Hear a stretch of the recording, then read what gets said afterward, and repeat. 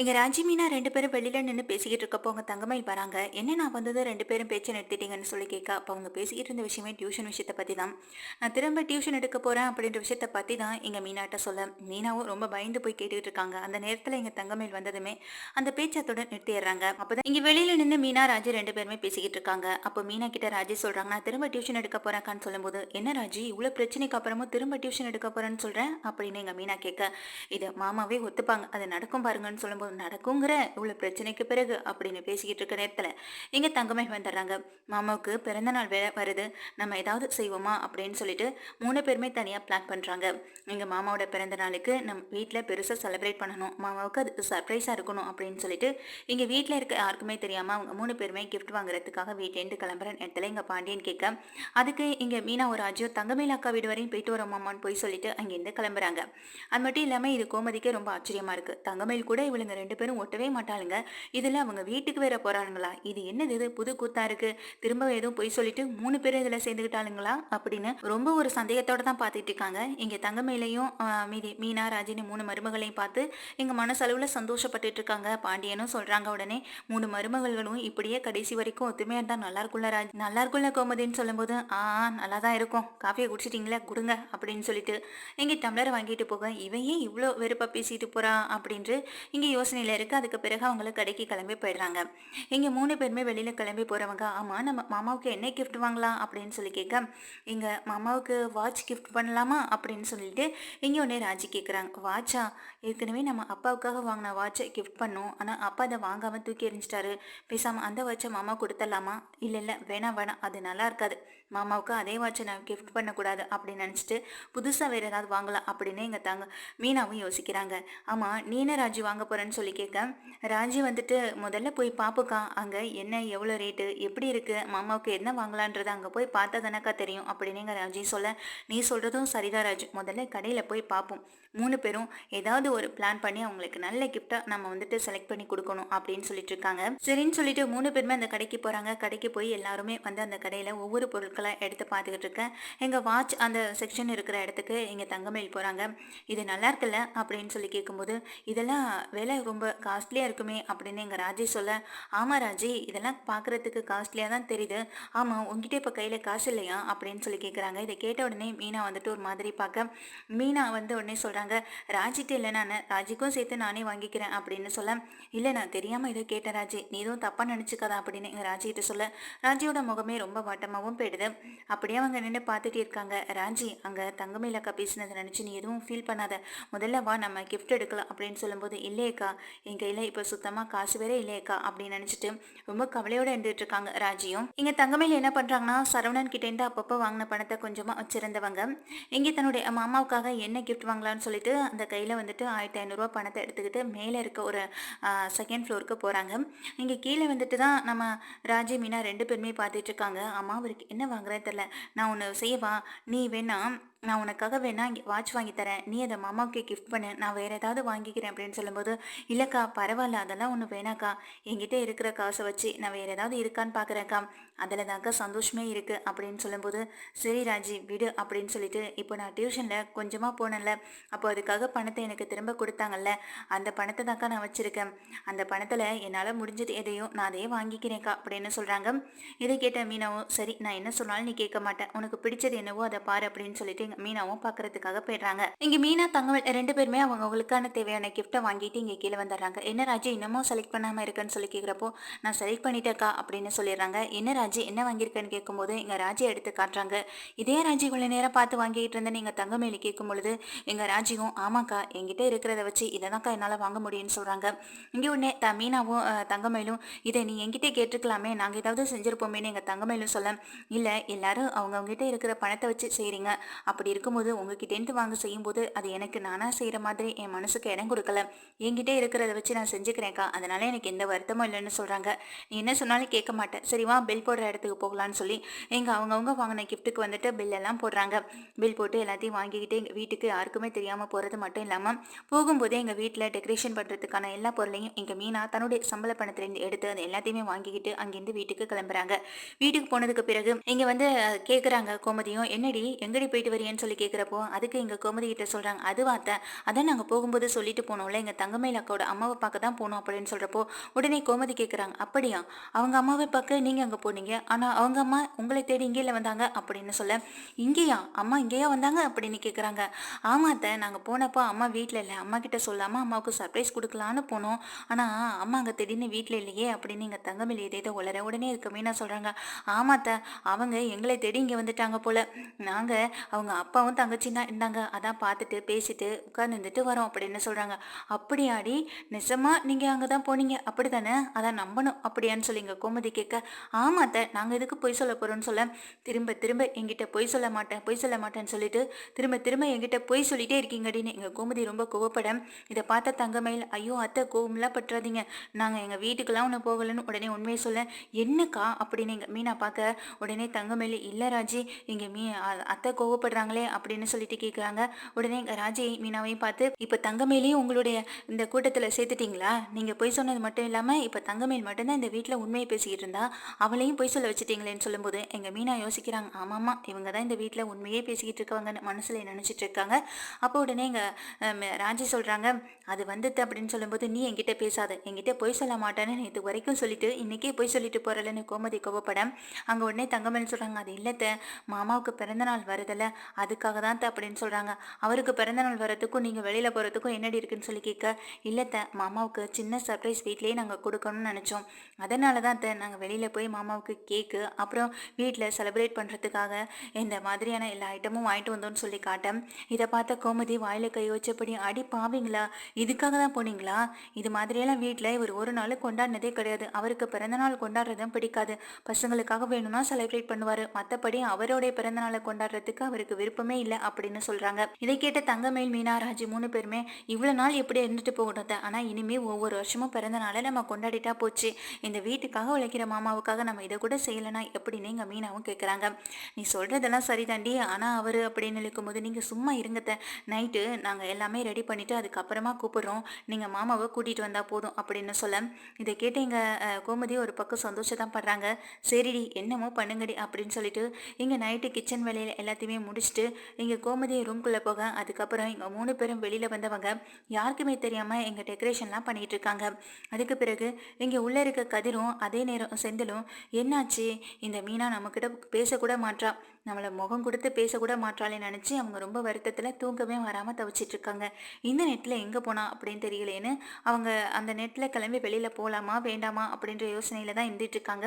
அதே நேரம் இங்கே கதிரும், நம்ம ராஜி ரொம்ப கஷ்டப்படுத்திட்டோமோ, ராஜி திட்டோமோ அப்படின்ற ஒரு கவலையில் எங்கே வந்து கதிரும் இருந்துட்டு இருக்காங்க. அதுக்கு பிறகு இதுக்கு இடையில இங்கே எல்லா வேலையுமே தங்கமயில் கூட ராஜி, மீனா 3 பேரும் முடிச்சுட்டு கேக்கெல்லாம் கட் பண்ணுறதுக்காக எல்லாத்தையும் ரெடி பண்ணி வச்சுட்டு லைட்டை ஆஃப் பண்ணிவிட்டு இங்கே போய் தன்னுடைய அத்தைக்கு வந்துட்டு மிஸ்ட் கால் கொடுக்குறாங்க. "சரிடி, நான் கூட்டிகிட்டு வரேன்னு" சொல்கிறவங்க உடனே இங்கே வந்து பாண்டியனை, "ஐயோ கிளம்புங்க கிளம்புங்க" அப்படின்னு சொல்ல, "என்னாச்சுடி என்னாச்சு" அப்படின்னு அவங்க பதட்டப்பட்டு கிளம்ப, "என்னங்க ஒரு நிமிஷம் வெளியில் வாங்கலை, எனக்கு என்னமோ பண்ணுது" அப்படின்னு சொல்ல, "இங்கே என்னடி ஆச்சு, உனக்கு ஒன்றும் பண்ணலை" அப்படின்னு எங்கள் பாண்டியன் ரொம்ப பதட்டப்பட, "வாங்குங்க, எனக்கு ரொம்ப முடியாத மாதிரி இருக்குது, முதல்ல வாங்க, தண்ணி குடிச்சிட்டு வருவோம்" அப்படின்னு சொல்லும்போது, "இதுக்கேண்டி என்னையும் கூப்பிட்றேன்னு" சொல்லி இங்கே வந்துட்டு பாண்டியன் கேட்குறாங்க. "என்னங்க, நீங்கள் போய் தண்ணியாவது கொண்டு வாங்கங்க, போங்கங்க" அப்படின்னு சொல்லி எங்கள் பாண்டியனை முதல்ல கிளப்பி விட, "சரி இருடி, தண்ணியெல்லாம் கொண்டு வந்து வச்சுட்டு படுக்க மாட்டேன், என்ன வர வர உனக்கு அவ்வளோ ஞாபகம் வருதுன்னு" சொல்லி திட்டிக்கிட்டே அங்கேருந்து பாட்டிலை எடுத்துக்கிட்டு நேராக கிளம்புறாரு. கிளம்பி வெளியில் வந்த எங்கள் கிச்சனுக்கு போகிற நேரத்தில் எங்கள் ஹாலில் லைட்டை போட்டு விட்டு, "ஹாப்பி பர்த்டே மாமா" அப்படின்னு சொல்லிட்டு 3 பேரும் சத்தம் போட, இதை பார்த்த இங்கே நம்ம பாண்டியனுக்கு ரொம்ப அதிர்ச்சி ஆகுது. அப்படியே அந்த அதிர்ச்சியில் மீள முடியாமல் அப்படியே நின்றுட்டு இருக்க, "என்ன சத்தம் இந்த நேரத்துலன்னு" சொல்லி அரசி, பழனிவேல், கதிர், செந்தில், சரவணன் எல்லாரும் அப்போ தான் ரூம்லேருந்து வெளியில் வராங்க. "என்ன இது, என்ன நடக்குதுங்க" அப்படின்னு எல்லாரும் ஆச்சரியத்தோட பார்க்க, "ஹாப்பி பர்த்டே மாமா" அப்படின்னு சொல்லி திரும்பவும் இங்கே மீனா, ராஜி, அதுக்கு பிறகு தங்கமயில் 3 பேருமே சொல்ல, இதை பார்த்து எங்கள் பாண்டியனுக்கே கண்ணெல்லாம் கலக்கமாக வருது. அப்படியே பார்த்துட்டே இருக்காங்க. "வாங்க மாமா, வந்து கேக் கட் பண்ணுங்க, இன்னைக்கு உங்களுக்கு பிறந்த நாள் தெரியும்ல" அப்படின்னு சொல்ல, இங்கே பின்னாடியே கோமதி வராங்க. "என்னடி இதெல்லாம்" சொல்லி கேட்க, "ஆமாங்க, உங்களுக்கு சர்ப்ரைஸாக இதெல்லாம் செய்யணும்னு சொல்லி தான் இவளுங்க இந்த மாதிரி பண்ணியிருக்காளுங்க, அதனால தான் 3 பேரும் வெளியிலையும் போயிட்டு வந்தாளுங்க, இப்போ பாருங்க, அதனால தான் என்னையும் கம்பல் பண்ணி உங்களை வந்துட்டு இப்போ வெளியிலையும் கொண்டு வர சொன்னாலுங்க" அப்படின்னு சொன்னதுமே, "என்னப்பா ராஜி இதெல்லாம்" அப்படின்னு கேட்குறாங்க. "இல்லை மாமா, உங்களுடைய பிறந்த நாளை கொண்டாட வேண்டாமான்னு" சொல்லும்போது, "எனக்கு இதெல்லாம் பிடிக்காதுப்பா, சின்ன வயசுலேருந்து நான் இது மாதிரி எதையுமே செஞ்சது கிடையாது, என்னோட பிறந்த நாளை நான் ஒரு நாளும் கொண்டாடினது கிடையாது, ஆனால் நீங்கள் போய்" அப்படின்னு பார்க்கும்போது, "பாத்தி இல்லடா பழனிவேல், உடனே பழனிவேலு எங்கள் செந்தில், கதிர், சரவணன் 3 பேர்ட்டையும் சொல்றாங்க. "பார்த்தீங்களடா, இத்தனை வருஷத்துல என்னைக்காச்சும் ஒரு நாள் உங்க அப்பாவோட பிறந்த நாள இந்த மாரி கொண்டாடணும்னு நெனச்சிருப்பீங்களா? ஆனா வீட்டுக்கு வந்த இந்த 3 மருமகள்களும் எப்படி இங்க நம்ம மச்சான அப்படியே அமுக்கிடுறாங்க பாருங்க. அதுபோல இருந்திருந்தீங்கன்னா, இந்நேரம் உங்க அப்பாவுக்கும் உங்க மேல பாசம் வந்திருக்கும். ஏதாவது ஒரு வகையில உங்களுக்கு ஏதாவது செய்யணும்னு நெனச்சிருப்பாரு. அந்த எண்ணம்லாம் உங்களுக்கு எங்க இருக்க போகுதுன்னு சொல்ல, இங்க 3 பேரும் தன்னுடைய பழனிவேல் மாமாவ பார்த்து முறைக்க, "சரி, சரி விடுங்கடா" அப்படின்னு சொல்லிட்டு அந்த விஷயத்த அத்தோட விட்டுட்டு, "இங்க வாங்க கேக் கட் பண்ணலாம்" அப்படின்னு எல்லாரும் கூப்பிடும்போது எல்லாரும் வந்து நிற்கிறாங்க. "ஏன்டி என்கிட்ட ஒரு வார்த்தை கூட சொல்லலன்னு" சொல்லும்போது, "உங்க அப்பாவோட பிறந்தநாள் உனக்கே தெரியாதா?" அப்படின்னு கேட்குறாங்க எங்க மீனாவும். இது கேட்டதுமே எங்க மீனாட்ட எதுவுமே பேச முடியாம செந்தில் நிற்க, அதே போல கதிர் ராஜித்தை கேட்குறாங்க. "ஆமா, எங்க அப்பாவோட பிறந்தநாள் உனக்கு எப்படி தெரியும்? எதுக்கு என்கிட்ட கூட ஒரு வார்த்தை சொல்லலன்னு" சொல்லும்போது மீனாவும் அதே கேள்வியை கேட்க அப்படியே நிற்க, அதே போல தான் இங்க சரவணன் தங்கமேல்கிட்டையும் கேட்குறாங்க. 3 பேர்கிட்டையும் இங்க 3 பேராலையும் எதுவுமே பேச முடியல. அப்படியே தலை குனிஞ்சு நிற்க, இங்கே வந்துட்டு பாண்டியன் ரொம்ப சந்தோஷமா கேக்கெல்லாம் கட் பண்ணுறாங்க. சரி, கேக் கட் பண்ணியாச்சு, இப்போ போய் படுத்துடலாமா அப்படின்னு கோமதி கேட்க, என்னத்த அவசரம்னு கேட்குறாங்க. "ஏட்டி காலையில் பார்த்துக்கலாண்டி" அப்படின்னு சொல்லிட்டு மீதி எல்லா கேக்கையும் எடுத்து வச்சுட்டு உள்ளே போய் படுக்க போகிறாங்க. "எதுக்குடி மீனா என்கிட்ட ஒரு வார்த்தை சொல்லலைன்னு" சொல்லும்போது, "ஏன் சொல்லியிருந்தா மட்டும் என்ன பண்ணியிருக்க போறீங்கன்னு" கேட்க, இங்கே அதுக்கு பிறகு இங்கே செந்தில் சொல்கிறாங்க. "ஆமாம், அப்பாவோட பிறந்த நாளைக்கு இவ்வளோ பெரிய டெக்கரேஷன்லாம் பண்ணியிருக்கீங்களே, இதுக்கெல்லாம் காசு யார் போட்டதுன்னு" சொல்ல, "நாங்கள் 3 பேரும் சேர்ந்து தான் போட்டோம்" அப்படிங்கிறாங்க. "ஆமாம், நீ மட்டும்தான் வேலைக்கு போயிட்டுருக்க, ராஜி கொஞ்ச நாள் போனது அதுவும் பிரச்சனை ஆயிடுச்சு. எங்க தங்கமேல் அண்ணிக்கிட்டேயும் காசு இருக்க வாய்ப்பில்ல. இதெல்லாம் எப்படி நடந்துச்சுன்னு சொல்லி இங்க கேக்குறாங்க. அதெல்லாம் எப்படியோ நடந்துச்சு. நீ என்கிட்ட பேசாத. உன்கிட்ட நான் பேசவே மாட்டேன்னு சொல்லிட்டேன்ல அப்படின்னு சொல்லிட்டு எங்க மீனா திரும்பி படுத்துட்டு சிரிச்சுட்டே தூங்க. எங்க மீனா பேசுனதை கேட்டு செந்திலுக்கு தூக்கமே வராம அப்படியே உட்காந்துருக்காங்க.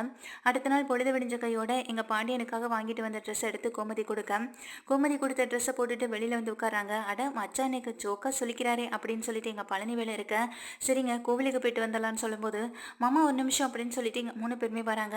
மாமா உங்களுக்காக நாங்கள் கிஃப்ட் வேற வாங்கியிருக்கோம்னு சொல்லும்போது, "ஓ இது வேறயா?" அப்படின்னு பழனிவேல் சொல்ல, "என்னடா 3 பேரும் உங்களை அடிச்சு தூக்கிடுவாங்க போலேன்னு" எங்கள் பழனிவேல் 3 பேரையும் பார்த்து சொல்ல, 3 பேரும் அப்படியே வெறிக்க வெறிக்க பார்த்துட்டு இருக்காங்க. "என்னென்ன நீங்கள் எதுவும் அப்பாவுக்கு வாங்கலைன்னு" சொல்லும்போது, "அப்பாவுக்கு தானே இன்னைக்கு ஈவினிங் அப்பாவுக்கு நாங்கள் ஏதாவது வாங்கிட்டு வருவோம்னு" சொல்லிடுறாங்க. இங்கே சரவணன், செந்தில், கதிர் 3 பேருமே இங்கே வந்து ஆளாளுக்கு ஒரு ஒரு கிஃப்ட்டை கொடுக்குறாங்க. கடைசியில் பார்த்தா இங்கே என்ன பண்ணுறாங்கன்னா, நம்ம ராஜி வந்துட்டு ஒரு கீ செயின் மாதிரி அழகாக இருக்குது, ஆனால் கம்மி ரேட்டு தான், அந்த கீ செயின் தான் கொண்டு வந்து கொடுக்க, இதை பார்த்ததுமே எங்கள் அரசு கேட்குறாங்க. "என்ன நீங்கள் மட்டும் இவ்வளோ சின்ன பொருளாக கொடுக்குறீங்க? அதுவும் இல்லாமல் மற்ற 2 அண்ணியும் நல்ல பெரிய கிஃப்டால கொடுத்துருக்காங்க, அதுக்குள்ளே என்ன இருக்குன்னு கூட தெரியல. கண்டிப்பாக அப்பாவுக்கு பிடிச்ச ஏதோ ஒரு விஷயத்தை தான் அவங்களும் வாங்கிட்டு வந்திருப்பாங்கன்னு நினைக்கிறேன். ஆனால் நீங்கள் என்னடானா போயும் இந்த கீ செயின் வாங்கிட்டு வந்திருக்கீங்களேன்னு" அப்படின்னு சொல்லும்போது, "இது கீ செயின் தான், ஆனால் ரொம்ப ஸ்பெஷலான கீ செயின்" அப்படின்னு சொல்கிறாங்க. "அப்படி என்ன ஸ்பெஷல்னு சொல்லி கேட்குறப்போ, ஆமாம் இந்த கீ செயினில் இதில் தொங்குற ஒவ்வொரு இலையிலையும் ஒவ்வொருத்தவங்களுடைய ஃபோட்டோ இருக்குது பாருங்க" அப்படின்னு சொல்லிட்டு காட்டும்போது, "ஏய் இதை எப்படி ரெடி பண்ணுன்னு" சொல்லி எங்கள் மீனா கேட்க, "நைட்டு தான்க்கா, நைட்டு என்கிட்ட இந்த ஃபோட்டோஸ் எல்லாம் அதுக்கே இதில் ஒட்டிட்டேன்" அப்படின்னு சொல்லும்போது, இதை பார்த்து இங்கே பாண்டியனுக்கு ரொம்பவே பிடிச்சு போயிடுது.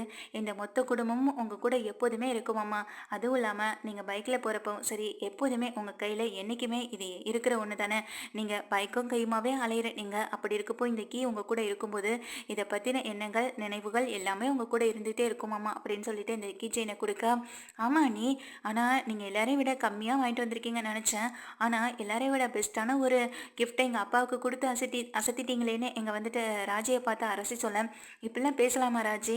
அவள் கொடுக்குற பொருளுக்கான மதிப்பை பார்க்கக்கூடாது, பொருளுக்கான விலையை பார்க்கக்கூடாது, அந்த பொருளை கொடுக்குற மனுஷங்களோட எண்ணங்களையும் மனுஷங்களையும் தான் மதிக்கணும்னு" எங்கள் கோமதியை சொல்ல, "நீ சொல்கிறதெல்லாம் சரிதாம்மா, ஆனால் எல்லா இடத்துலையும் எல்லார் வீட்லேயும் இது சரியாக இருக்குமான்னு" அரசி சொல்லும்போது எங்கள் ராஜி எதுவுமே பேசாமல் அமைதியாக நிற்கிறாங்க. அதுக்கு உடனே மீனா சொல்கிறாங்க, "நான் வேலைக்கு போகிறேன், என்னோட கையில் காசு இருந்தது, அதனால் மாமாவுக்கு பிடிச்ச ஒரு காஸ்ட்லியான சென்ட் பாட்டில் நான் வாங்கினேன். அதே போல் எங்கள் தங்கமேல் அக்காவும் அவங்க கையிலையும் பணம் இருந்ததுனால தான் இப்போ மாமாவுக்கு பிடிச்ச காஸ்ட்லியான ஒரு வாட்ச் வாங்கியிருக்காங்க. ஆனால் எங்கள் ராஜி சும்மா வீட்டில் தானே இருக்கா, அவள்கிட்ட இருந்த காசை வச்சு தான் அவளுக்கு எது பிடிக்குமோ எங்கள் மாமாவுக்கு பிடிச்ச மாதிரியான ஒரு கிஃப்ட்டையும் வாங்கி கொடுத்தான்னு" சொல்லும்போது மொத்த பேரோட முகமும் வாடி போகுது. எங்கள் பாண்டியனும் எதுவுமே பேசாம அமைதியாக இருக்க, இந்த செந்தில் கதைன்னு எல்லாரும் ரொம்ப வாட்டமாயிடுறாங்க. அது மட்டும் இல்லாமல், "சரி சரி இதை இப்போ இதுக்கே இதை பற்றி எதுக்கு பேசிக்கிட்டு, முதல்ல கோவிலுக்கு போயிட்டு வரலான்னு" சொல்லி கோமதி வந்து பாண்டியனை கூட்டிகிட்டு கோவிலுக்கும் கிளம்பி போகிறாங்க. கோவிலில் போய் ரொம்ப அமைதியாக சாமி கும்பிட்டுட்டு எங்கள் ராஜி கொடுத்த கீஜைனே பார்த்துட்டு இருக்காங்க. "ஆமாம் இந்த கீஜெயின் நல்லா இருக்குல்லங்க" அப்படின்னு சொல்லிட்டு இங்கே வந்துட்டு கோமதி கேட்க, "ஆமாம் இதில் நீ, நம்ம பசங்க, அப்புறம் நம்ம குழலியோட எல்லாருடைய ஃபோட்டோவும் எப்படி நம்ம ராஜிக்கு கிடச்சிது, எல்லாருடைய ஃபோட்டோவையும் இந்த ஒரே கொத்து சாவி கொத்தில் என் மனசே மாற்றிடுச்சு இந்த பிள்ளை" அப்படின்னு சொல்லிட்டு பார்த்துட்டு இருக்கேன். "என்ன இருந்தாலும் உன் அண்ணன் பொண்ணாக இருந்தாலும் உன் அண்ணனுங்க மாதிரி கிடையாது, ரொம்ப பொறுப்புள்ள அமைதியான பாசக்கார பிள்ளையாக தான் இருக்குன்னு எங்கள் ராஜியை பற்றி பெருமையாகவே பாண்டியன் பேசிக்கிட்டு இருக்க. அப்படி இருக்க பிள்ளைக்கு எதுக்குங்க நம்ம எதுவுமே செய்யக்கூடாது? பார்த்தீங்கல்ல, இப்போ நம்ம வீட்டில் இருக்கிற நம்ம அரசி கூட இங்கே நம்ம ராஜி கொடுத்த ஒரு கிஃப்ட்டை வச்சே அவளுடைய மதிப்பை வந்துட்டு தரதரத்தை குறைச்சி பேசுகிறான். அதே போல் தானே மற்றவங்க ஊரில் எதுவும் ஃபங்க்ஷன்னால கூடவோ இல்லை ஃப்ரெண்ட்ஸுக்கு எதுவும் ஃபங்க்ஷன் அப்படின்னாலும் கூடவோ எங்கள் ராஜி நம்மக்கிட்ட காசுன்னு வந்து கேட்டு நிற்க தயக்கப்படுவான். அதுக்கு நம்ம என்ன பண்ண முடியும் அப்படின்னு இங்கே உடனே கேட்குறாங்க. எங்கள் பாண்டியனும், என்னங்க இப்போவும் புரியாத மாதிரி பேசிக்கிட்டு இருக்கீங்களே, மீனா வேலைக்கு போகிறா, கை நிறைய சம்பாதிக்கிறா, அவளால் முடிஞ்சதா அவள் செய்வா. வெளியில் 4 இடங்களுக்கு போகணும்னா கூட நம்ம கிட்ட கையேந்தி வைக்கணுன்ற ஒரு நிலைமை அவளுக்கு வராது.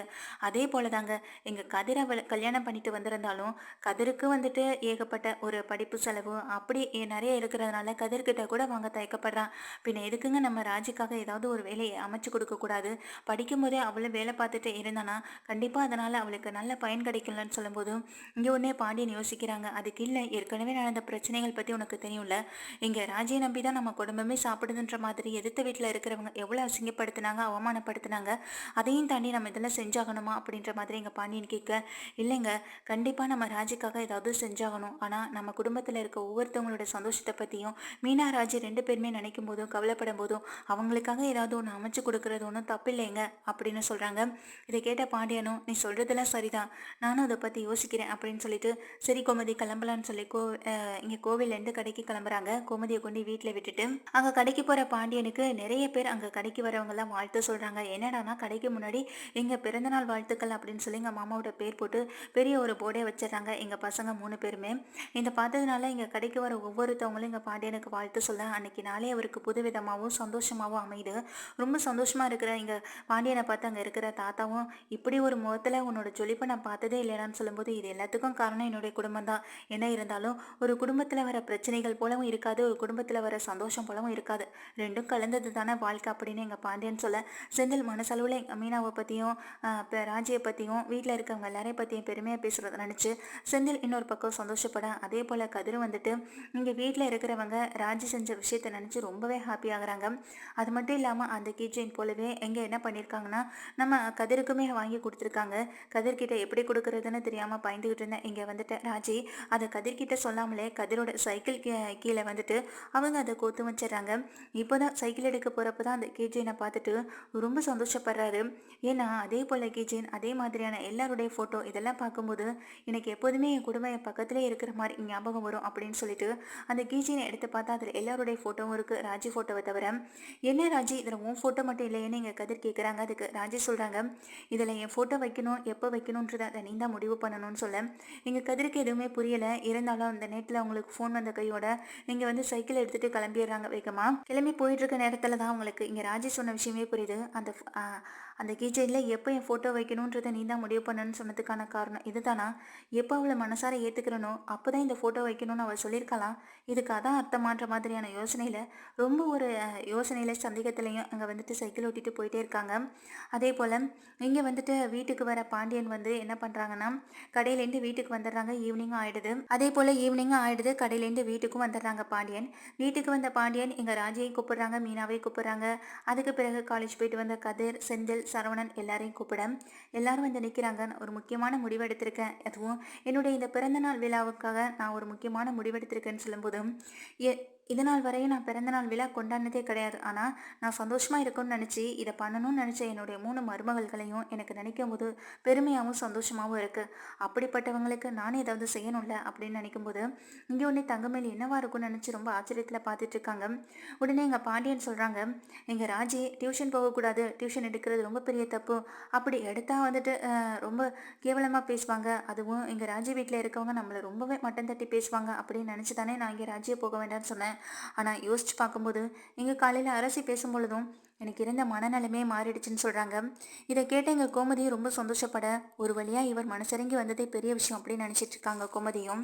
அந்த நேரம் பார்த்து எங்கள் தங்கமேலும் அப்படி என்ன மாமா விஷயம்னு சொல்லி கேட்க, இங்கே மீனா ரொம்ப ஆச்சரியத்தோடு இங்கே வந்து நம்ம ராஜியை பார்க்குறாங்க. ஒருவேளை மறுபடியும் டியூஷன் எடுக்க போகிறா அப்படின்ற விஷயத்தை பற்றி நம்மள்கிட்ட மட்டும் தானே பேசிக்கிட்டு இருந்தா, இந்த விஷயம் மாமாவுக்கு எப்படி தெரியும்? இல்லை மாமாக்கிட்டே இதை பற்றி போய் பேசிட்டாளா என்ன இதுன்னு தெரியாமல் இங்கே வந்து மீனா ரொம்ப ஆச்சரியத்தோடு எங்கள் ராஜியை பார்க்க, ராஜி எதுவுமே தெரியாத மாதிரி தலையாட்டுறாங்க. கதிர், செந்தில், சரவணன் 3 பேருமே என்னப்பா என்ன விஷயம் நீங்க கேக்குறாங்க. உடனே அதுக்கு பாண்டி என்ன சொல்றாங்க, சம்பாதிக்கணும்னு ஆசைப்படுற ஒரு பிள்ளையோட வாழ்க்கை நான் எதுக்கு கெடுக்கணும்? அப்படி ஆசைப்பட்டு செய்யற வேலையை கெடுக்கிற அளவுக்கு நான் ஒன்றும் ரொம்ப மோசமானவன் கிடையாது. ராஜி வீடு வீடா போய் டியூஷன் எடுக்கிறது எனக்கு பிடிக்கல தான். ஆனா அதுக்காக நான் அதை அப்படியே விட்டுறக்கூடாதுல்ல. ராஜி இனிமேல் டியூஷன் எடுக்கட்டும். டியூஷன் எடுக்கிறது வெளியில போய் எடுக்க வேணாம். இனிமே வீட்டுக்கே பசங்க வருவாங்க. நான் அதுக்கான ஏற்பாட்டையும் பண்ணிட்டு வந்துட்டேம்மான்னு சொல்லும்போது இங்க ராஜி ரொம்ப கண் கலங்கி பாக்குறாங்க. இங்க மீனாவும் பாக்குறாங்க ஆச்சரியத்தோட. ராஜி நேத்து நைட் நம்ம கிட்ட பேசிக்கிட்டு இருந்த விஷயம் அடுத்த நாளே மாமா மூலமா நிறைவேறிடுச்சே. இதெல்லாம் தெரிஞ்சு நடந்ததா தெரியாம நடந்ததான ஆச்சரியத்துல எங்க ராஜியை பார்க்க ராஜிக்கு எதுவுமே புரிய மாட்டேது. உடனே இங்க வந்துட்டு பாண்டியன் சொல்றாங்க, என்னம்மா ராஜின்னு சொல்லும்போது, இல்ல மாமா அப்படின்னு ஆச்சரியத்தோட பார்க்க, நான் உண்மைதாம்மா சொல்றேன். நான் ஒன்றும் பொய் சொல்லலை, பொய் சொல்லணுன்ற அவசியமும் இல்லை. நீ இனிமேல் வீட்ல இருந்தே டியூஷன் எடுக்கலாம்னு சொல்லும்போது அந்த பிள்ளை ஆரம்பத்துலேருந்து அதை தானே கேட்டுக்கிட்டு இருந்தது. அப்பெல்லாம் சம்மதிக்காம இப்போ வந்து எதுக்கு சொல்றீங்கன்னு பழனிவேல் கேட்க, டேய் நீ உன் வாயை மூடிட்டு இருடா. எப்போ எந்த விஷயத்த எதுக்காக செய்கிறோன்றதை நம்மளும் தெரிஞ்சுக்கிட்டு புரிஞ்சுக்கிட்டு அதுக்கேற்றது போல நடந்துக்கணும். இப்போ நான் எல்லாத்தையும் தெரிஞ்சுக்கிட்டேன் புரிஞ்சுக்கிட்டேன். அதுக்காக மட்டும்தான் இப்போ ராஜா டியூஷன் எடுக்கட்டும்னு சொல்கிறேன். அதுவும் வீட்டிலேருந்தே எடுக்கட்டும். அதுக்கான பசங்கள் நாளைக்குலேருந்து வர ஆரம்பிச்சிருவாங்கன்னு சொன்னதுமே எங்கள் தங்கமேலுக்கு பக்குன்னு தூக்கி போடுது. என்ன மாமா திடீர்னு அப்படின்னு இங்கே சொல்லி கேட்குறாங்க. அது ஒன்றும் இல்லைப்பா மயிலு. ராஜி டியூஷன் எடுத்த வீட்டிலேருந்து இன்னைக்கு நம்ம கடைக்கு வந்தாங்க. கடைக்கு வந்து என்னைய பார்த்தாங்க. அப்போ அந்த பசங்களையும் கூட்டிகிட்டு வந்தப்போ தான் நானும் இங்கே ராஜி எப்படியெல்லாம் டியூஷன் எடுத்திருக்குன்ற விஷயத்தை பற்றி அவங்க சொல்லும்போது நானும் எடுத்து புரிஞ்சுக்கிட்டேன். அந்த பசங்களும் எங்கள் ராஜி அக்கா வந்தால் தான் படிப்புன்ற மாதிரி அழுது அடம் பிடிச்சாங்க.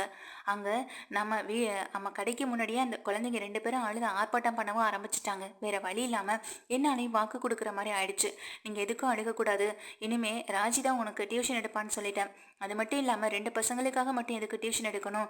அதான் அந்த 2 பசங்களோட சேர்த்து நான் 4 பசங்களை ஏற்பாடு பண்ணி நம்ம வீட்டு மாடியிலே எடுக்கிற மாதிரியான ஏற்பாட்டை நான் பண்ணிட்டேன். இனிமே நீ நம்ம வீட்டு மொட்டை மாடியில் அந்த குழந்தைங்களுக்கு டியூஷன் எடுக்கலாம். அவங்களும் நாள்தோறும் தினமும் இங்கே வீட்டுக்கு வந்துடுவாங்க. அதுக்கு பிறகு அவங்கள கூட்டிகிட்டு போகிறதுக்கு அவங்க அப்பாவும் வந்துடுவாங்க. அதனால நீ எதுக்கும் கவலைப்படாத ராஜி. எதிர்த்து வீட்டில் இருக்கவங்க என்ன பேசினா என்ன, அவங்க பேசுனதுனால எதுவே உண்மை ஆகிட போகிறது கிடையாது. அவங்க பேசிட்டு போகட்டும். நம்மளை கடுப்பேற்றி பார்க்கணும் வெறுப்பேற்றி பார்க்கணும்னு பேசுகிறவங்களுக்கு மத்தியில் நம்மளும் எதுக்காக அவங்களுக்கு ஏற்றது போல நடந்துக்கணும். இதெல்லாம் யோசிக்கும் போது எனக்கு தப்புன்னு தோணுச்சு. நான் செஞ்சது தப்புன்னு எனக்கு தோணுச்சுமா. அதனால மட்டும்தான் இப்படி செஞ்சேன். அது மட்டும் இல்லாமல் இப்படி என் மனசு மாறினதுக்கு காரணமும் அங்கே கடையில் வேலை பார்க்குற நம்ம குமார் சித்தப்பாவும் தான் அப்படின்னு சொல்கிறாங்க. இதை கேட்டு கோமதி ரொம்ப சந்தோஷப்பட இங்கே கதிர் செந்தில் ரொம்ப ஆச்சரியத்தோட பார்க்குறாங்க. தான் சொல்ல வந்த விஷயத்த சொல்லிட்டு போக எங்கள் ராஜி வந்து ரொம்ப சந்தோஷப்படுறாங்க. என்னடி நீ நினச்சதெல்லாம் நடந்துகிட்டே இருக்கு, எப்படி இதெல்லாம் சொல்லும்போது எனக்கே தெரியலக்கா இது எப்படி நடந்துச்சுன்னு சொல்லும்போது, நான் அங்கே வீட்டில் போய் பேசிட்டு வந்தேன். ஒருவேளை அவங்க எனக்காக எதுவும் எங்கள் மாமா கிட்ட போய் பேசியிருப்பாங்களோ என்னமோ. நான் வேணா அவங்க கிட்ட ஃபோன் பண்ணி கேட்டுக்கிறேன்க்கா அப்படின்னு சொல்லிட்டு இங்கே பேசிக்கிட்டு இருக்க நேரத்தில் இங்கே உடனே செந்திலும் பழனிவேல் கிட்ட, பார்த்தீங்கல்ல மாமா, இவரே பேச வேணான்னு சொல்வாராம், இவரே டியூஷன் போக வேண்டாம்னு சண்டை போடுவாராம். இப்போ மனசு மாதிரி அதே டியூஷனை எடுத்துக்க சொல்வாராம். இப்போ இதையெல்லாம் தாண்டி நாங்கள் இவங்க மேலே கோவப்பட்டு திரும்ப போய் பேசினா இவங்க நம்ம மேலே கோவப்படுறாங்க. என்னதான் பண்ணுறது அப்படின்னு சொல்லி இங்கே பழனிவேல் கிட்ட கேட்க, எது என்னமோடா, ஆனால் நல்லதாக ஒரு விஷயம் நடந்திருக்கு. ஆனால் இதுக்கப்புறம் மாட்டி தவிக்க போகிறது நீங்கள் 2 பேரும் தானே சொல்லி எங்கள் கதிர்கிட்டையும் செந்தில்கிட்டையும் சொல்ல, அது என்னமோ உண்மைதான் அப்படின்ற மாதிரி கதிரும் சொல்லிட்டு போக, இங்கே ராஞ்சிக்கிட்டே இனி பேசக்கூட முடியாது. சும்மாவே அவள் என்கிட்ட சண்டை போடுவா. இப்போ அப்பாவே டியூஷன் எடுக்க சொல்லிட்டாரு. இதுக்கப்புறம் அவகிட்ட நம்ம பேசணும். கண்டிப்பாக நம்ம தான் இப்போ மாட்டிக்கிட்டு தவிக்கணும். நம்ம பேசின பேச்சுக்கலாம் இன்னைக்கு ரூமுக்கு போனால் வச்சு செஞ்சிருவாளுங்க. அதனால நாங்கள் மாடிக்கு வந்து படுத்துக்கிறோம் அப்படின்னு சொல்ல, நீங்கள் பழனிவேலும் நாங்கள் மாடிக்கே வந்து படுத்துக்கிறோம் அப்படின்னு சொல்லிட்டு எங்கள் ராஜியும் மீனாவும் ரூமுக்கு போகிறதுக்கு முன்னாடி கதிரும் செந்திலும் அங்கே இருக்கிற பாய்த்தலகனையெல்லாம் எடுத்துட்டு 2 பேருக்குமே பயந்துக்கிட்டு எங்கள் பழனிவேல் சித்தப்பா கூட மேலே மாடிக்கு போய் படுக்கிறதுக்காக போயிடுறாங்க. உள்ளே வந்து பார்த்தா 2 பேரையும் காணோம். விடியட்டும் 2 பேருக்குமே இருக்கு அப்படின்ற மாதிரி எங்கள் மீனா ராஜி 2 பேருமே எங்கள் ரொம்ப சந்தோஷமாக சிரித்து பேசிக்கிட்டு இருக்கேன். ஆனால் எங்கள் ஒவ்வொரு நிமிஷமும் தங்கமேலுக்கு பகிர்னு தூக்கி போடுது. எங்கே இந்த டியூஷன் எடுக்கிறதுனால எங்கள் ராஜி திரும்ப நம்மளை கூப்பிட்டுருவாளோ, இப்போ மாமாவே இங்கே இவளை வந்துட்டு டியூஷன் எடுக்க சொல்லிட்டாங்களே அப்படின்னு நினச்சி ரொம்ப பதட்டத்தில் தான் எங்கள் தங்கமேலும் இருந்துட்டு இருக்காங்க.